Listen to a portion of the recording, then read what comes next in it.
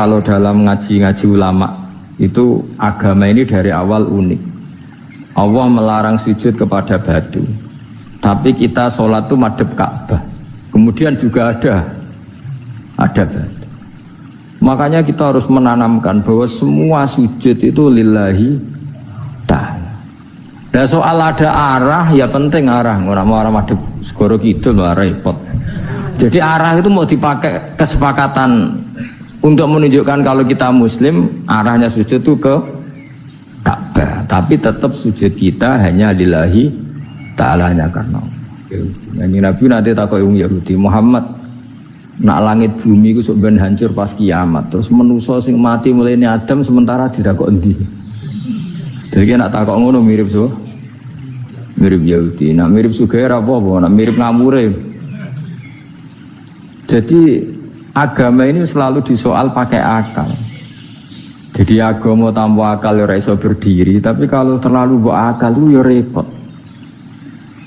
Ya makanya tadi itu pentingnya riwayat. Seorang lagi pentingnya apa? Riwayat.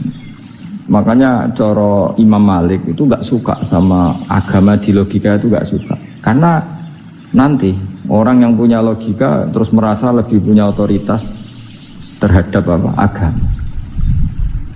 Yo sesuai ngono agama iku angel oleh nerangno sampean to agama iku. Sampeyan saiki tak bedheki, Nabi Adam diusir kondi. Swarga. Terus swargane Nabi Adam saiki didakoni. Mergo swarga iku luase sak langit bumi. Lah nek iku saiki didakoni ndi? Swarga lebih luas ketimbang langit. Kan enggak mungkin sesuatu yang luas diletakkan di yang sempit. So, akhirnya Mu'tazilah gak percaya anane swarga zaman Nabi Adam. Jadi swarga sing cerita Adam itu tidak sama dengan surga yang nanti arduhas samawati wal ard. Jari ahli sunnah yo sono. Lah ning ndi wis ra roh pokoke ono. Ya itu kan sama-sama. Nah, terus diterusno debat. Ya sudah guys. Nah cara aku wis mlebu sik engko gampang nerangno nek wis bar roh. Secara teori kan gitu, ora roh kok nerangno sak usih roh. Ya sudah sampeyan mlebu swarga wae lagi apa? Lagi nerangno. Pas aku nerangno kowe ra ning swarga ya ora ketemu. Wis ngono enak nang cangkem elek ngono wis aku ben nerangno kowe ra ning kono ya wis akhire gak. Apa cocokan sampean? Aku tak nerangno swarga lah sing kono ben nerangno neraka. Koroe neraka. Agama itu unik. Ya karena tadi apa ya? Dari awal agama ini di kaum yakilun, tapi akal yang berlebihan itu ya mengganggu agama.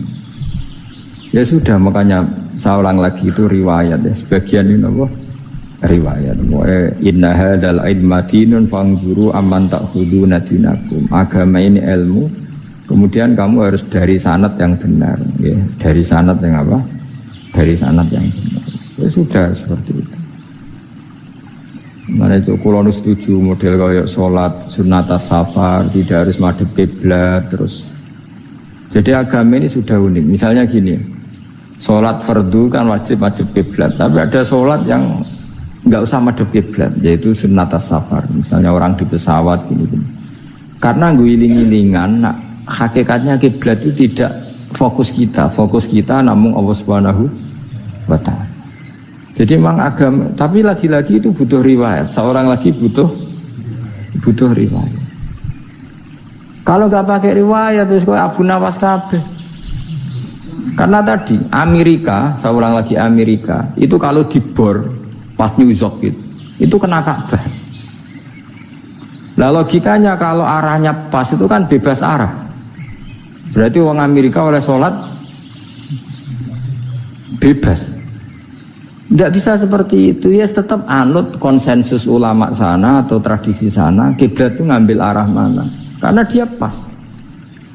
Ya bumi yang ada arah itu secara akal kan hanya rubuk 1/4. Makanya kalau kamu belajar falak itu ada rubuk, lainnya itu sudah ada arah. Misalnya bumi bulat bola, yang sama atas dikatakan sama-sama di atas, ya kadarnya hanya 1/4. Lainnya itu sudah dikatakan samping. Makanya seperti Denmark itu ada daerah yang siang itu sampai 3 bulan, entah berapa siklus sekian puluh tahun. Ada yang lebih lama siangnya, sampai 18 jam. Kalau di Eropa kadang puasa itu sampai 18 jam. Ada yang selalu gak kena matahari, kayak kutub utara, kutub selatan. Nah makanya kalau misalnya sholat itu ngikuti apa? Kalau ngikuti matahari, orang kutub sholatnya hanya maghrib, isya, subuh. Gak wajib poso, orang tahu ono rino. Ya tidak bisa seperti itu. Jadi kalau nuruti logika kan terus berdebat terus. Tapi kalau nuruti rasa sebagai hamba, orang kutub butuh sujud sama Allah, orang kutub butuh loyal sama Allah dengan memperlakukan puasa. Ya sudah, akhirnya kita harus puasa. Nah lalu kalau ukurannya matahari, mereka tidak punya matahari. Memangnya puasa itu penyebabnya wujudnya matahari apa penyebabnya loyalitas sama Allah Subhanahu wa taala? Loyalitas. Kalau penyebabnya matahari ya berarti kalau nggak ada matahari nggak usah apa? Nggak usah seperti itu cara berpikir. Makanya ngikuti ulama. Karena ulama yang tahu tradisinya Allah dan Rasul. Ya seorang lagi ulama yang tahu tradisinya Allah dan Rasul. Meskipun ya kadang saya enak dewe ulama. Mergo ya kadang ya mau kula bolak-balik ngomong. Gak diterang nombek cangkem elek ora paham-paham. Makanya masyhur itu ada kiai di debat sama orang rodok PKI. Pak Kiai, kalau setan dari api masuk api kan biasa. Terus susahnya apa? Mau materinya dari api. Terus Kiai ku mek lemah, sawurna raine. Loro cung, gue sakit. Jadi wong kok lemah, kena lemah kok loro. Karena serak kena diterang no. Manusia materinya kan dari tanah, berarti kena dipendem urip-uripan. Piye ya? Ya loro ya, ya jadi kok lemah kok dipendem neng lemah kok. Karena dijelaskan pakai lisan yang baik, gak paham-paham. Sebenarnya kita ini ingin selalu baik, tapi ada orang-orang diterangkan cara baik-baik itu. Kayak misalnya ana wong kondo, Gus kula niku bojo kula cerewet ngene-ngene, apike kula pegat. Dicereweti bojo mek diarani duda iku lara ndi? Wong lara diarani duda isen. Kowe payu rabi dicereweti, ambek ra payu rabi jomblo, sakit mana? Sakit distatuskan jomblo. Malah kena dicereweti sabar prestasi baru. Mesti wong ku diwolak-walik. Lah nek jare sekolah tak malan kula seneng mbek Imam Syafi'i. Kowe dirasani wong ning ngarepmu, diomongi, ambek dirasani seneng ndi? Seneng dirasani cara kowe. Jare Imam Syafi'i bukti ke wibawa, buktine ngomong ning ngarepmu rawani. Jadi Imam Syafi'i itu rileks urip. Ya Aba Abdillah, orang yang tadi muji-muji jenengan itu kalau di luar maki-maki jenengan. Jadi alhamdulillah. Kok bisa itu kan bukti pengkhianatan. Berarti saya wibawa, di depan saya agak berani itu. Wong itu soal Imam Syafi'i, ya cium tangan, ya hormat. Tapi setelah di luar menghujat, sehingga cerita dilaporkan ke Imam Syafi'i. Orang yang tadi nyium tangannya jenengan itu di luar ngerasani jenengan. Jadi Imam Syafi'i, alhamdulillah berarti aku wibawa, mendengar purawani. Ya dianggap enteng saja. Terus ada orang misoi Ja'far Shadiq. Sayyid Ja'far Shadiq itu Sayyid putune Nabi, orangnya soleh alim, gurunya Abu Hanifah. Di antaranya gurunya Abu Hanifah itu Sayyid Ja'far Shadiq. Itu kalau dihujat orang diomongin ini, dimaki-maki, sampai ke rumah. Pas mau masuk rumah, kamu masih ingin maki-maki saya? Iya, tak tunggu sampai selesai. Setelah selesai, sudah, sampun, sudah. Masih emosi orang, sudah. Kamu misoi saya berdasar apa yang kamu ketahui. Yang tidak kamu ketahui lebih banyak, maka saya tunggu.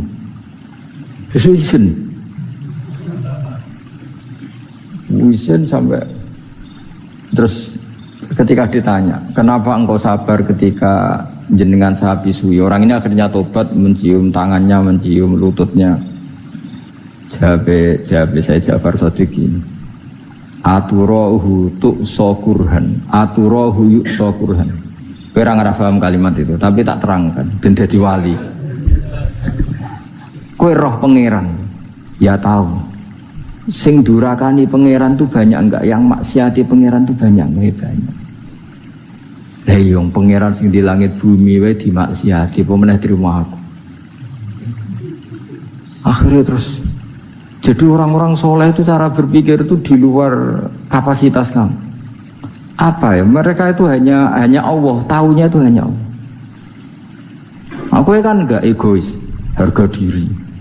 Mana ada agama berdasar harga diri itu kalau dalam bahasa Arab disebut hamiyat al-jahiliyah itu gengsi no? Jahil. Makanya ketika saya berkali-kali cerita itu, ada seorang ulama dipanggil tetangganya, nom. Setelah sampai situ, sudah kembali, saya tidak butuh kamu. Setelah sampai rumah dipanggil lagi, sudah kembali lagi sampai 3 kali. Ulamanya tetap ceria, tetap nyaman. Ketika ditanya, kenapa engkau tetap nyaman? Wahai pemuda, kamu itu tetangga saya. Kata Allah dan Rasul, nak kue iman be Allah Rasul, kon ngapi tonggo, kon ngundang aku ya teko. Ya seneng nuruti perintahnya. Ketika kamu nyuruh saya kembali, ya saya kembali. Memang itu keinginan kamu. Kue tanggaku, aku kon nurut be tonggo. Aku ora urusane be kue. Aku mau nyaman be perintahnya. Nangis pemuda tadi itu tobat. Kalau kamu kan warga diri, orang kok dipimpong. Ini gak bakat wali blas ya. Jadi orang dulu itu nyaman karena pikirannya namun Allah Subhanahu wa ta'ala. Umar bin Abdul Aziz itu termasuk khalifah paling soleh setelah periode sahabat. Itu mau kapundhut itu semua ketika keluarganya menangis. Kenapa kamu menangisi saya?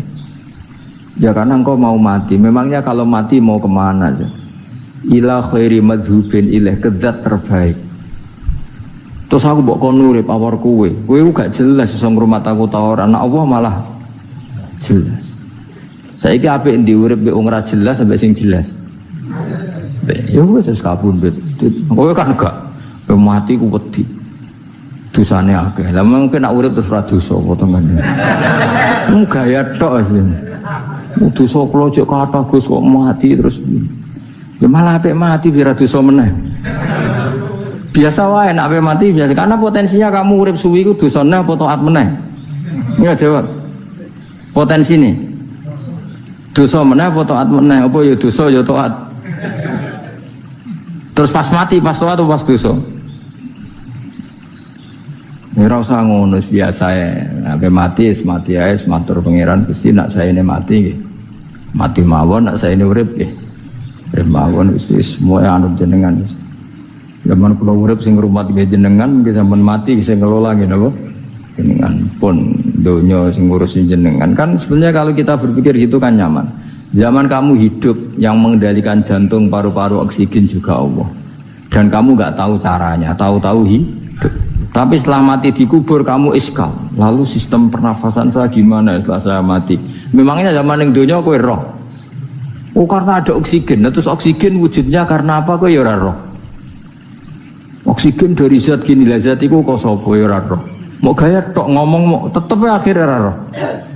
Lan kadang kula gawok mbek wong goblok wis ora roh kabeh dari awal mau alam semoga gak usah nerang. Nah, artinya gini, kalau zaman di dunia kamu tidak bisa mengelola diri kamu sendiri, juga sama setelah mati tidak bisa mengelola diri kamu sendiri. Semua itu al-amru biyadillah, semua itu dalam kekuasaan Allah Subhanahu wa ta'ala. Ya sudah, alaihi tawakkaltu wa ilaihi unib. Ya sudah, kita pasrah saja dan kita hanya kembali kepada Allah Subhanahu wa ta'ala. Ya sudah, itu agama. Tidak bawa logika pakai akal. Wah itu orang mati itu sudah nggak bisa apa-apa, sudah jadi tanah gini-gini. Nah, masalah catekar ya ngerti, nah, jadi tanah itu tidak bisa apa. Tapi masalahnya kita ini dikendalikan oleh zat yang bisa mengelola semua, yaitu Nabi Adam diciptakan juga dari tanah. Ya sudah, hanya berdasar riwayat itu yang kita akhirnya meyakini setelah kita mati juga bisa hidup lagi. Iki rasa khawatir, iblis itu ya iblis ya lemah. Nyatane ya kowe tetap ngaji jalalan. Berarti orang sukses menyesatkan. Kodang di kowe iblis. Ya kodang sampean, kon ra ngaji tetep ngaji. Kon paham tetep ra paham. Berarti iblis itu enggak keren loh. Betul, saya setiap melihat orang sholat itu menyaksikan kekalahan apa? Iblis. Jadi iblis itu ya kalah orang kok hebat ya ora. Biasa mawon, ora usah sing hebat ya namung pangeran. Dari awal iblis itu menyerah ngadepi orang sing ikhlas. Ikhlas itu dimulai dari awalnya. Cara bahasa Inggris pokoknya hilir sampai hulu sampai hilir itu kudu ikhlas kabeh. Misalnya kita duit, yakin nek iku wae Allah. Sehingga kita ketika ngasihkan orang itu kamu nggak merasa itu milik kamu, sehingga nggak gampang ngundat. Selagi itu kamu benar keduanya awalnya salah itu masih mungkin tidak ikhlas. Uang ini milik saya, tak kasihkan kamu dengan ikhlas. Kalimat milik saya ini menjadikan suatu saat kamu jadi undat-undat karena milik saya. Tapi kalau ikhlasnya dari depan, uang ini milik Allah, ilmunya bahak milik Allah, terus tak kasihkan kamu juga hambanya. Dari awal kan merasa saya tidak punya apa. Tapi selagi saya ikhlasnya hanya separuh, ilmu saya tak kasihkan kamu karena Allah, berarti masih potensi enggak ikhlas ya. Jadi kalau ngelatih ikhlas itu harus dua-duanya. Kamu punya uang milik Allah, punya ilmu milik Allah, punya jabatan milik Allah, kemudian kamu kasihkan sesuai perintah Allah, itu lebih mudah ikhlas karena la haula wala quwata illa billah. Selagi masih separuh saja salah, itu potensi berikutnya juga ikut salah. Misalnya aku ngurmat yatim gue ikhlas, duitku tak kena. Kata duitku itu menjadikan suatu saat dulu tak rumah tuh saya jebulin lali aku. Tapi kalau alhamdulillah saya pernah digerakkan Allah ngurmat yatim dengan milik Allah juga, sehingga kita sekedar pernah melakukan ketaatan ini senang. Nggak penting berikutnya anak yatim ini nanti peduli kita apa enggak, nggak penting. Itu ikhlas. Yang ikhlas itu sesuatu yang semuanya lillahi ta'ala. Ya, inna sholati wa nusuki wa mahyaya wa mamati lillahi rabbil alamin. Itu masyhur, itu khilafnya ulama. Apakah malaikat itu termasuk umatnya Kanjeng Nabi Muhammad SAW? Ada ulama yang mengatakan cara pandang Nabi diutus itu untuk mensolehkan yang tidak soleh atau mensolehkan yang potensi tidak soleh. Kan orang itu ada dua, ada yang memang tidak soleh disolehkan, ada yang potensi tidak soleh, sebetulnya sudah soleh tapi potensi juga tidak soleh, terus disolehkan. Nah malaikat ini kan tidak berpotensi maksiat, sehingga nggak butuh nabi. Seorang lagi malaikat itu kan nggak mungkin tidak soleh, selalu soleh, berarti nggak butuh nabi. Itu cara pikiran Imam Suyuti, sehingga dia mengatakan Quran itu memperingatkan semuanya kecuali malaikat, karena malaikat tanpa diperingatkan sudah soleh. Tapi kata ulama yang lain tidak seperti itu. Malaikat tetap senang sebagai umatnya Rasulullah Shallallahu Alaihi Wasallam karena butuh status tasyrif. Tasyrif itu keren. Nanti ditakoki kowe melok kelompok sopo, melok kelompok Kanjeng Nabi Muhammad Shallallahu Alaihi Wasallam. Sehingga kalau nanti ditanya Allah, mimman anta misalnya, min ummati habibika Muhammad, itu keren. Saya termasuk umatnya kekasihmu Nabi Muhammad Shallallahu Alaihi Wasallam. Lalu kamu ngikuti apa? Yo min ahsani kitabik, maksudnya ngikuti kitab terbaikmu ya Allah. Sehingga mereka ikut umatnya Nabi bukan karena disolehkan, tapi karena tasrif, satu kehormatan. Itu yang diikuti ulama.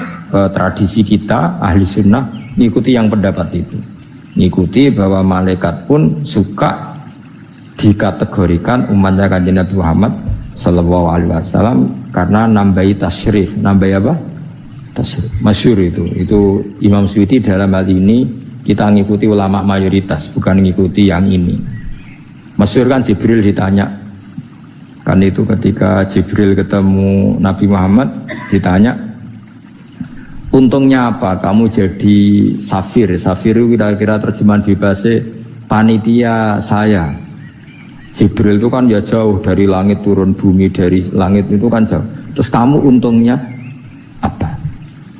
Karena Jibril itu tahu betul peristiwa yang pernah dilakukan Allah, yaitu kayak apa malaikat yang di langit bisa diusir karena kesalahan tertentu. Malaikat yang sok suci kayak siapa itu Harut Marut juga dihinakan seperti itu. Dan Jibril tahu betul Allah itu yafalu ma yasa. Jadi yang sekarang malaikat bisa saja jadi pokoknya tahu betul Allah bisa melakukan apa saja. Karena Jibril tahu betul Allah karena dia ketua malaikat. Kan kita tahu misalnya ada sejarah siapa?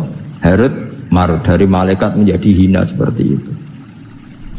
Jibril akhirnya tanya, ya sudah, Jibril punya apa, terus ditanya Nabi, kamu untuk nyapa setelah jadi safir saya, jadi panitia yang ngurusi wahyu.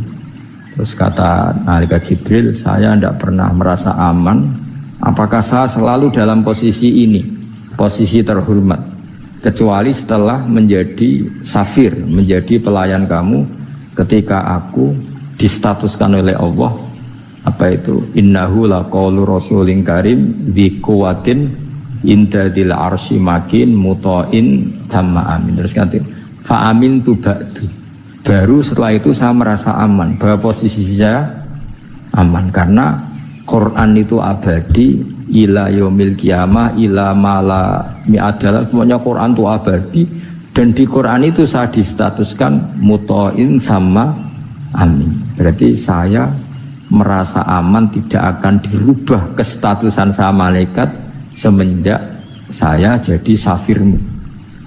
Intinya Jibril juga mendapat kehormatan karena ngitmai Quran. Paham ya? Makanya kita di sini mengatakan ini pendapat Imam Suyuti, tapi hampir semua ulama berpendapat apa?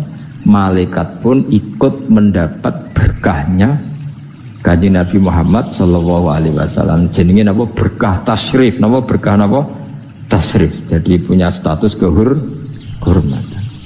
Nah, yang dikatakan Imam Suyuti itu murni logika. Murni logika tadi. Yang namanya Quran itu memberi peringatan supaya yang enggak soleh menjadi soleh. Dan malaikat tidak butuh itu karena sudah selalu soleh. Ya, jadi itu logika saja. Tapi kita berkeyakinan malaikat pun butuh, tapi untuk